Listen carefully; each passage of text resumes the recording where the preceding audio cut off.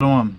All praise to the Most High, Yahawah, Ba'asham, Yahushai, Ba'asham Kakodash, and double honors to the Apostle of GMS, and to bishops, the elders, and all the sincere brethren that are laboring the truth across the world, and to all the sincere brethren and sisters that are listening to the truth. And I pray this may be another edifying lesson to the flocks, and whether the Most High want to read this message, let it be heard. And before I begin the lesson, I will introduce the true name of the Father, which is Yahawah. And the names mean he exists. And the true name of the Son is Yahushua HaMashiach, which means the Redeemer or the Deliverer. And it's only coming to redeem his people, which is the nation of Israel.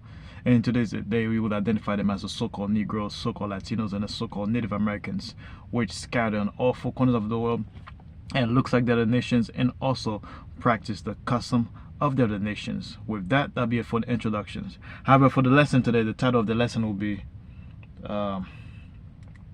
love the Lord Yahawah no matter what. So that'll be the title of the lesson. No matter what situation you're going through, what event or what plan that's going in this world, no matter what the adversity you're facing, you have to love the Heavenly Father, Yahweh Bashim Yashai. That's one of the commandment Yahweh Shai told the disciples when they was talking to him. Because when they asked him, let me get that in the Mark 12 verse 30 real quick. Mark 12 and 30.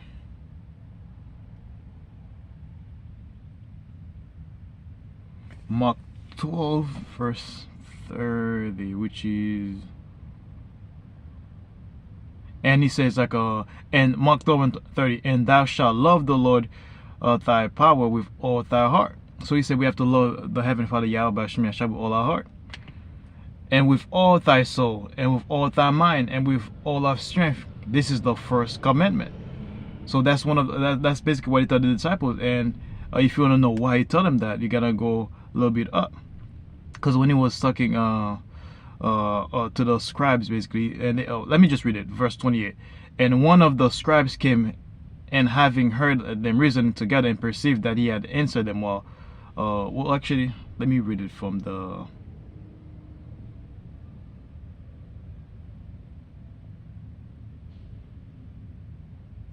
Which verse was it again?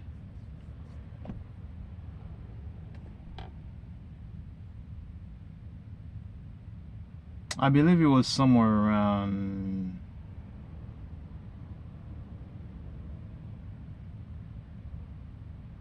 I think 24. Yahweh shall reply, Matthew 12 and 24. Your mistake is that you don't know the scriptures, and you don't know the power of the Heavenly Father Yahweh. For when the dead rise, they will neither marry nor be given into marriage. In this respect, they will be like the angels in heaven. Let me see.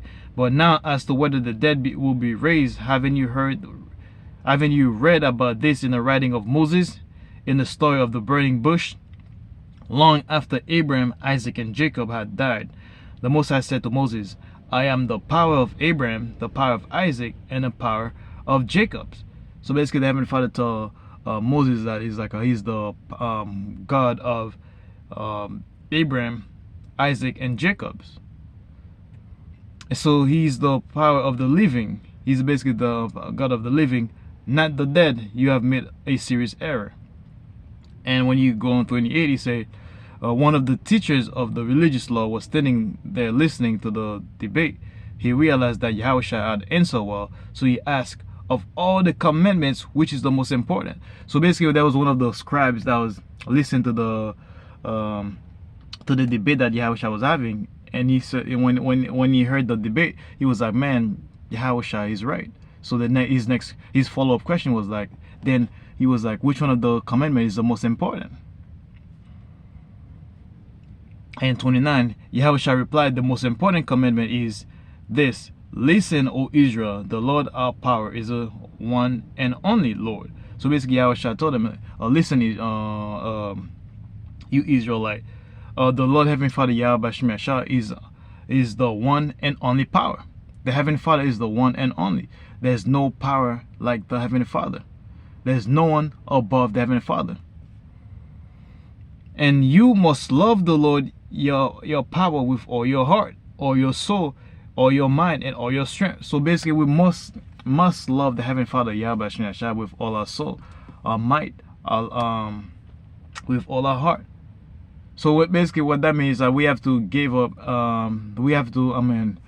When it comes to the Heavenly Father, man, we have to give it. We have to serve Him with all our might, no matter what situation you're going through, no matter what adversity you're going through, man, no matter where you are in life. You have to give up your personal desires to worship the Heavenly Father, Yahawaah, no matter what. Our personal life is basically meaningless, irrelevant. At the end of the day, no matter how stressful you are, man, because the Heavenly Father is the one that puts you in that situations. No matter if you don't see any way out of it, your back is against the wall.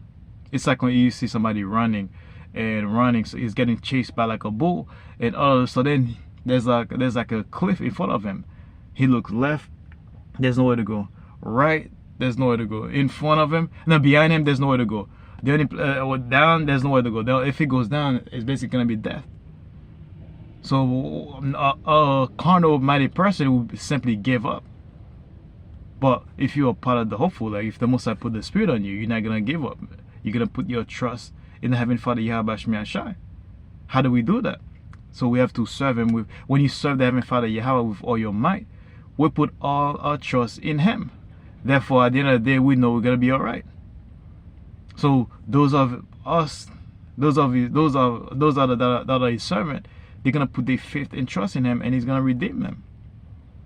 So that's what happens when you serve Him with all your might, with all your trust.